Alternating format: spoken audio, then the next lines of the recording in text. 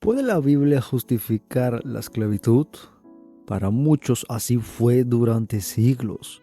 Argumentaban que la Biblia lo respaldaba como parte del orden divino y utilizaban varios versículos como excusa. Efesios 6:5. Siervos, obedeced a vuestros amos terrenales. Colosenses 3:22. Siervos, obedezcan en todo a sus amos de la tierra. Primera de Pedro 2:18. Que los sirvientes obedezcan a sus patrones con todo respeto, no solo a los que son buenos y comprensivos, sino también a los que son duros. En este corto video conoceremos de dónde surgieron estas ideas, quiénes las impulsaron y por qué dejaron de defenderse.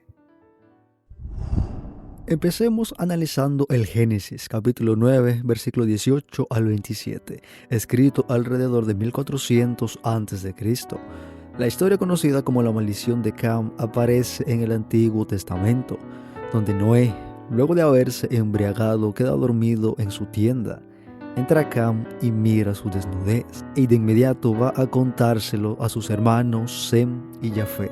Al despertarse Noé, se entera de lo sucedido y maldice a Canaán, hijo de Cam, condenando a su descendencia a ser esclavos de sus hermanos. Hay que aclarar que en esta maldición no se menciona en absoluto el color de la piel. La idea de que Cam era el antecesor de los africanos se consolidó en la Europa medieval muy lentamente. Obras como la Historia escolástica de Petrus Comestor en el siglo XII propagaron esta idea. A pesar de la cercanía geográfica con Europa, el continente africano fue durante siglos casi desconocido. Los europeos lo consideraban una tierra sin alma. Un ejemplo significativo son los escritos del filósofo Hegel, donde dividía a África en tres partes. La primera, el África mediterránea. La segunda era la región constituida por la cuenca terminal del río Nilo, la cual creaba una especie de puente hacia Asia. Y la tercera se extendía hacia el sur del desierto del Sahara. Esta inmensa región había permanecido cerrada al resto del mundo. Una sola cosa era segura, decía Hegel, es la patria de todo animal feroz, una tierra que destila una atmósfera pestilente, habitada por pueblos que se han demostrado tan bárbaros y salvajes que excluyen toda posibilidad de establecer relaciones con los mismos. Más adelante, con el Tratado de Utrecht de 1713, tras la Guerra de Sucesión al trono español, se concede a Inglaterra el monopolio de la trata de esclavos. Se empezaron a buscar entonces fundamentos bíblicos para justificar el trato dado a los esclavos africanos.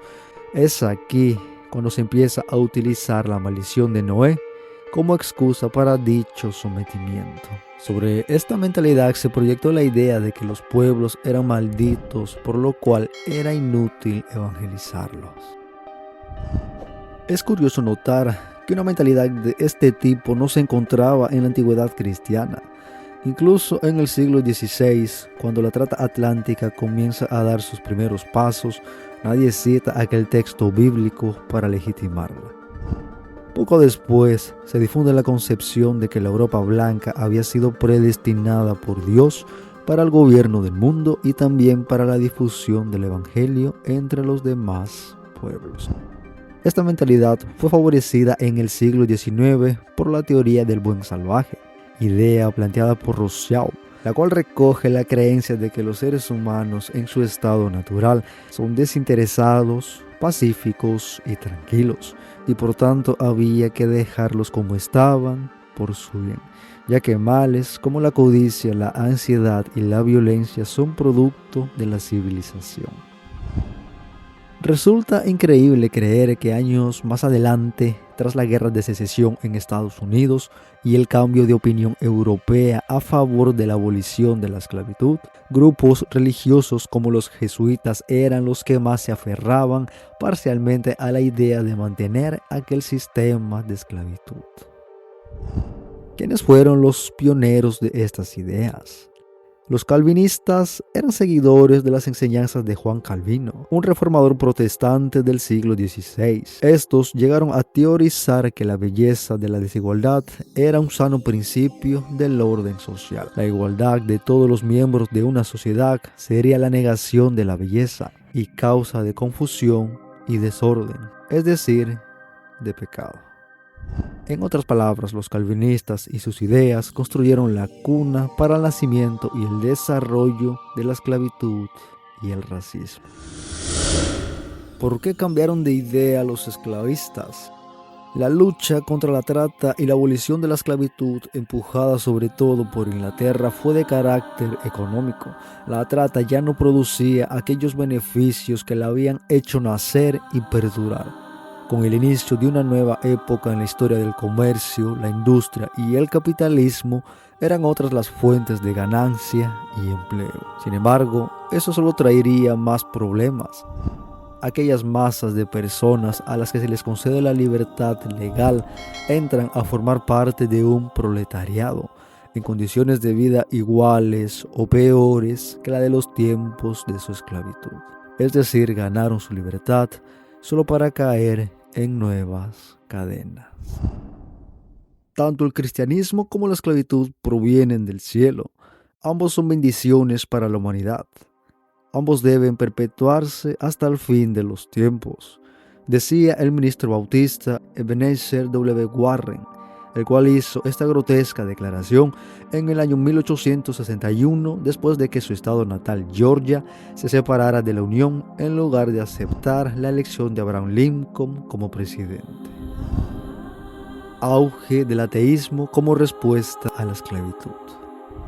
Hubo varios pensadores antiesclavistas a lo largo del siglo XIX en Estados Unidos. Fue entonces que se dio el auge del ateísmo. Los evangélicos sureños recurrieron cada vez más a las justificaciones bíblicas para un sistema de trabajo esclavo permanente y ordenado por Dios. En respuesta, algunos abolicionistas comenzaron a alejarse del cristianismo, recurriendo cada vez más a la filosofía ateísta para sustentar su demanda de libertad inmediata para los negros. Crítica académica y moral. Peter Gamsey, historiador clásico, explica que en los primeros siglos del cristianismo, los escritores cristianos reconocían la esclavitud como una realidad social, pero nunca como algo deseado por Dios. Por otro lado, el jurista y teólogo John T. Noonan Jr.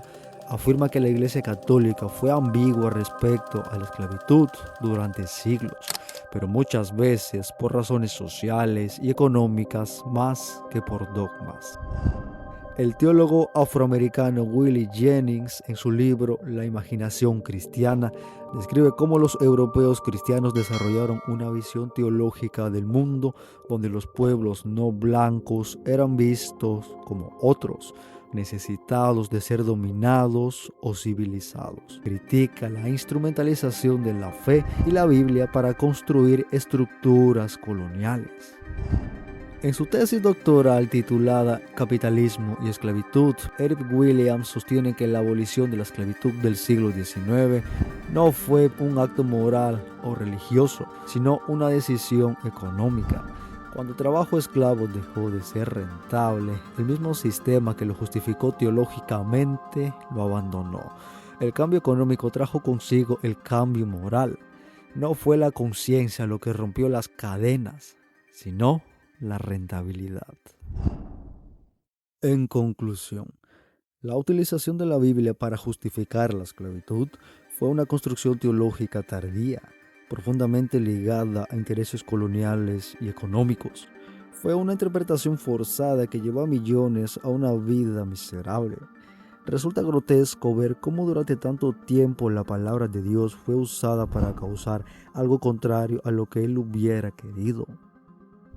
El saber esto nos enseña varias cosas, entre ellas la importancia de leer la Biblia, de entenderla. La Biblia puede ser usada como llave o como cadena, pero depende de ti cómo entenderla.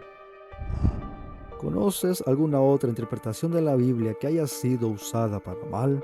Y si es así, házmelo saber en la caja de comentarios. Si este video te hizo pensar, compártelo, comenta y suscríbete. La historia necesita voces que cuestionen y tú puedes ser una.